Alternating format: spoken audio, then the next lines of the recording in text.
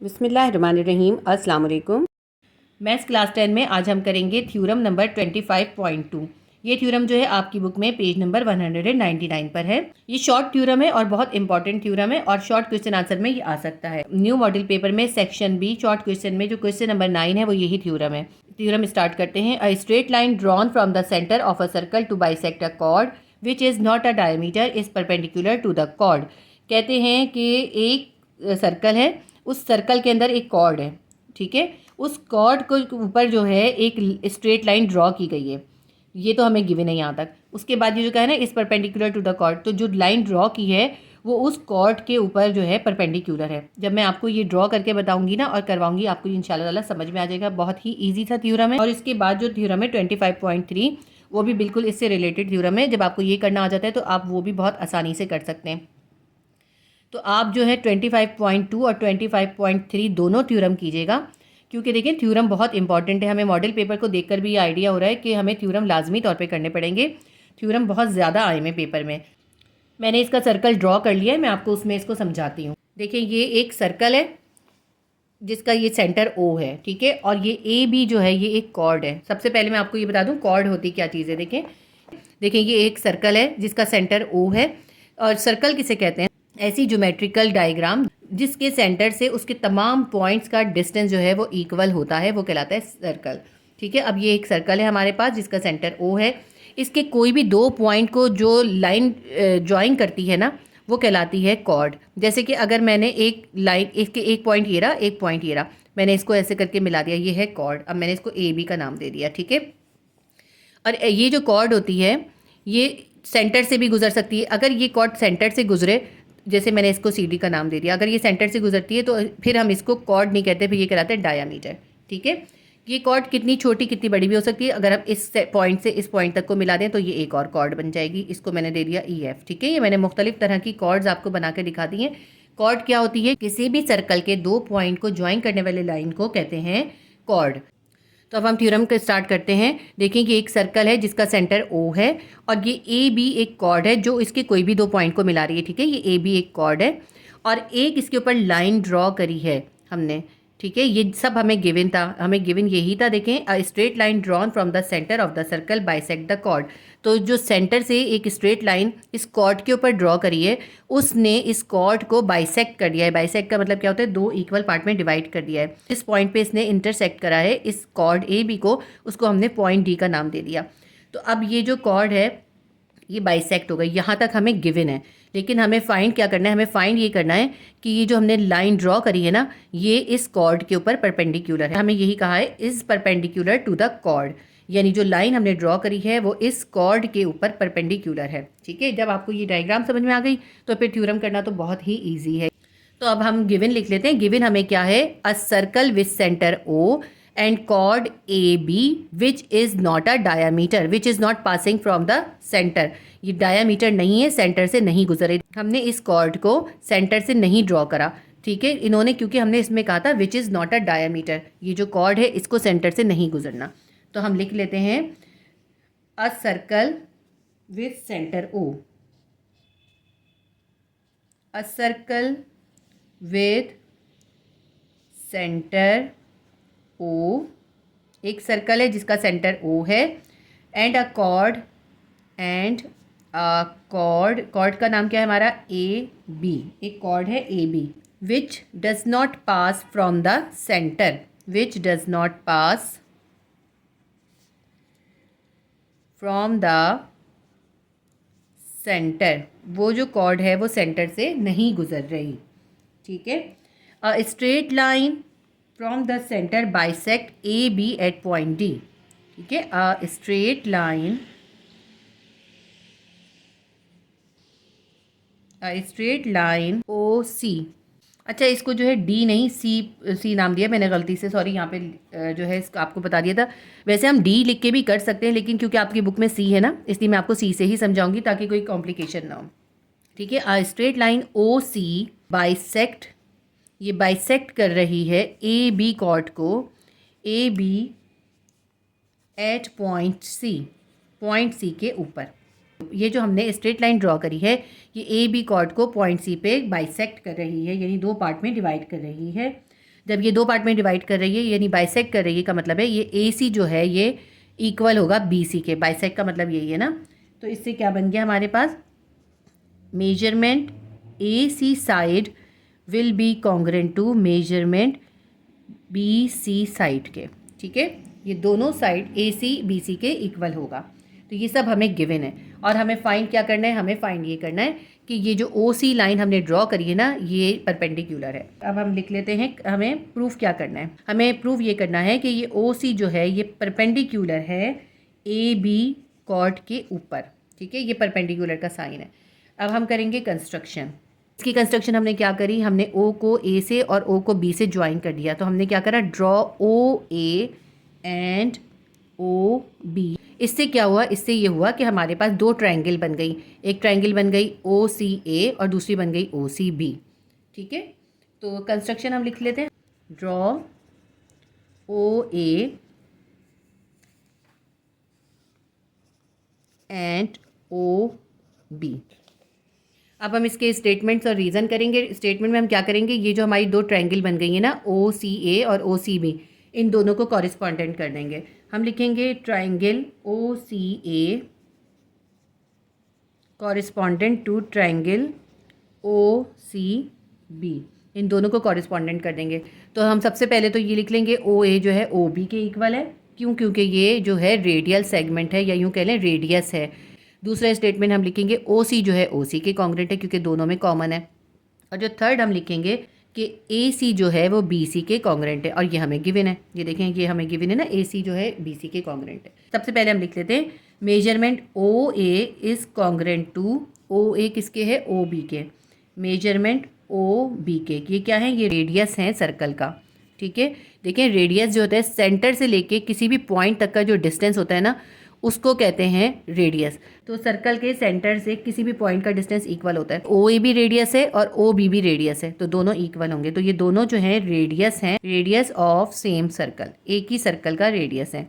तो एक सर्कल के अंदर जितने भी रेडियस होंगे वो सब इक्वल होंगे ना। उसके बाद हमने ले लिया measurement A C is congruent to, A C किसके बराबर था, बी सी के, मेजरमेंट बी सी के। ये क्या है हमारा, ये हमारा गिवन है, ये हमें गिवन किया था उन्होंने कि जो कॉर्ड है वो बाइसेक्ट कर रही है। बाइसेक्ट का मतलब है बराबर का डिवाइड कर रही है।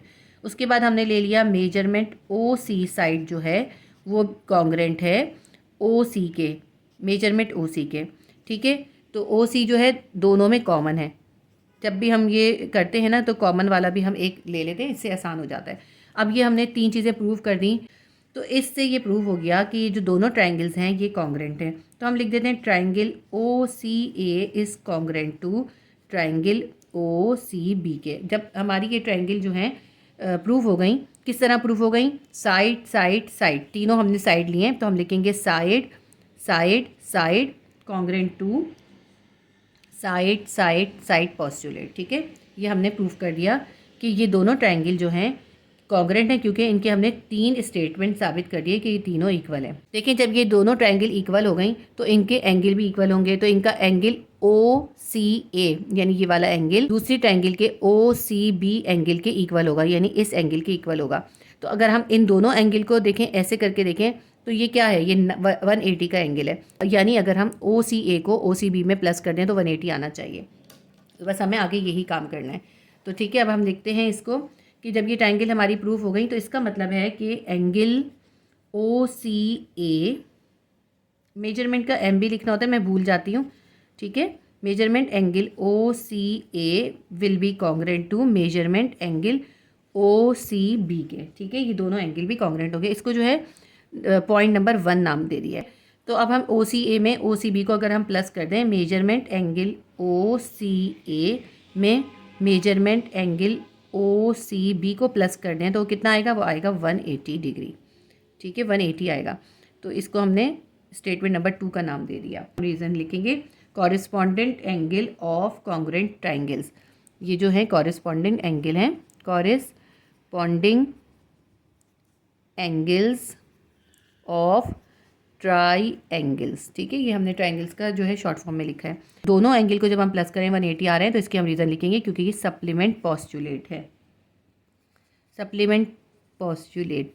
इसका मतलब ये होता है कि जब हम दो एंगल को प्लस करते हैं तो उनका सम जो है 180 आ रहा होता है। एंगल ओ सी ए जो है वो 90 डिग्री होगा और एंगल ओ सी ए जो है वो इक्वल है एंगल ओ सी बी के। ये अभी हमने यहाँ पे करा है ना, ओ सी बी के बराबर है। अब एंगल ओ सी ए जो है वो 90 है, क्योंकि angle O C A angle O C B के बराबर है तो एंगल ओ सी बी भी 90 हो जाएगा। ठीक है ना। किस तरह से हमें पता चला है? हमें पता चला है फ्रॉम 1 और 2 से। हम यहाँ लिख देंगे रीज़न में फ्रॉम नंबर 1 एंड 2, ये हमने इसमें प्रूफ करा है। तो इसका मतलब है एंगल ओ सी ए जो अगर 90 है तो एंगल ओ सी बी भी 90 होगा। 90 का मतलब क्या हुआ? परपेंडिकुलर होगा। यही हमें प्रूफ करना था। इससे साबित हो गया कि ओ सी जो है वो परपेंडिकुलर है ए बी के, ए बी कॉर्ड के। कैसे? By the definition of perpendicular, by the definition of perpendicular. Perpendicular की डेफिनेशन क्या होती है कि उसका एंगल जो होता है 90 होता है, परपेंडिकुलर। तो हमें यही चीज़ प्रूफ करनी थी कि ओ सी जो है वो परपेंडिकुलर है ए बी कॉर्ड के ऊपर। हमने प्रूफ कर दिया, कितनी आसानी से प्रूफ हो गया, और ये हमारा थ्योरम जो है पूरा सॉल्व हो गया। 25.2 के जैसा ही है थ्योरम नंबर 25.3, बस सिर्फ थोड़ा सा डिफरेंस है। जो 25.2 में हमें जो गिवन था ना वो इसके अंदर हमें प्रूफ करना है, और जो प्रूफ करना था वो इसमें गिवन है। देखिए इसको मैं इसी बुक के अंदर आपको आसानी से समझा देती हूँ। आपने ये दोनों थ्योरम ज़रूर करना है। तो थ्योरम नंबर 25.2 या 25.3 में से दोनों में से कोई भी एक थ्योरम आ सकता है। जब आपको 25.2 आ जाता है ना तो ये भी बहुत आसानी से आ जाता है, बिल्कुल मुश्किल नहीं है। मैं ये आपको जो है बुक में ही एक्सप्लेन कर देती हूँ। थ्योरम नंबर 25.3 को स्टार्ट करते हैं। Perpendicular from the centre of a circle to a chord bisect it. कहते हैं कि एक सर्कल के सेंटर पे जो परपेंडिकुलर है वो कॉर्ड को बाइसेक्ट कर रहा है। तो इसके अंदर हमें गिवन ये है कि एक सर्कल है विथ सेंटर ओ और उसके अंदर ए बी एक कॉर्ड है। ठीक है। और एक जो ओ सी है वो एक परपेंडिकुलर है इस कॉर्ड ए बी के ऊपर। ये सब हमें गिवन है और हमें प्रूफ क्या करना है कि ये जो ओ सी परपेंडिकुलर है ये इस कॉर्ड को इक्वल हिस्सों में डिवाइड कर रहा है या बाइसेक्ट कर रहा है, यानी ए सी जो है वो बी सी के इक्वल है। हमें प्रूफ क्या करना है? A C is equals to B C. तो देखिए आप गिवन में क्या लिखेंगे? A circle with centre O and its chord A B. एक सर्कल है सेंटर ओ के साथ और उसके अंदर एक कॉर्ड है ये A B. The perpendicular O C from O meet A B at C. एक परपेंडिकुलर ओ सी है जो ए बी के ऊपर पॉइंट सी पे मिल रहा है। O C is perpendicular on A B. ये ओ सी जो है इस ए बी पे परपेंडिकुलर है। So O C A and O C B are right angles. तो ये जो एंगल बन रहे हैं ओ C A and O C B जो है ये राइट एंगल हैं, यानी 90 और 90 के हैं। ठीक है। और अब हमें प्रूफ क्या करना है? हमें प्रूफ ये करना है O C bisect A B at सी।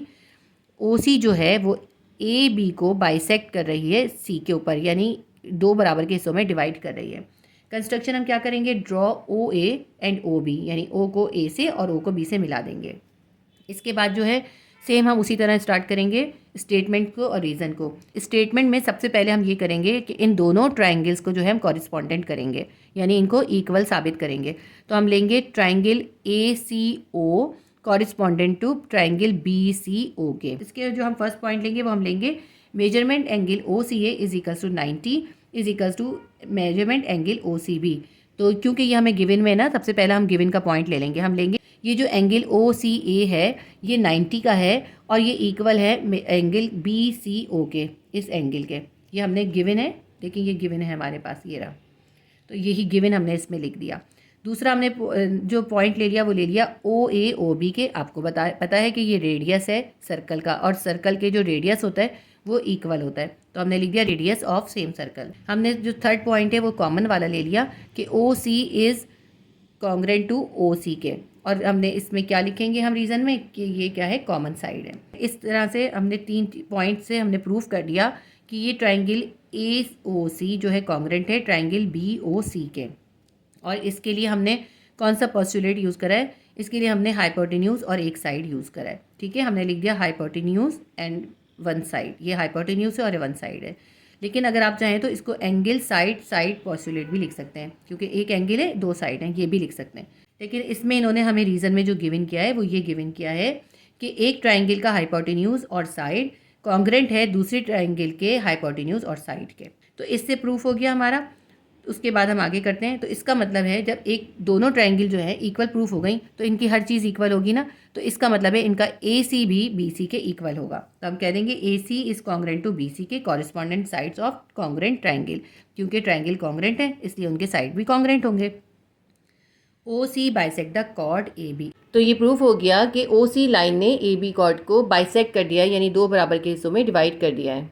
तो रीज़न में हम क्या लिखेंगे? हम रीज़न में लिखेंगे C is the mid point of A B, क्योंकि उसने बराबर का डिवाइड करा है, सी जो है उसका बिल्कुल मिड पॉइंट है। तो देखें कितना आसान सा है ये थ्योरम। उम्मीद करती हूँ आपको थ्योरम समझ में आ गया होगा। अगर मेरी वीडियोस आपके लिए हेल्पफुल रहती हैं तो प्लीज़ मेरी वीडियो को लाइक किया करें और शेयर करें ताकि दूसरे बच्चों की भी हेल्प हो सके। अल्लाह हाफिज़।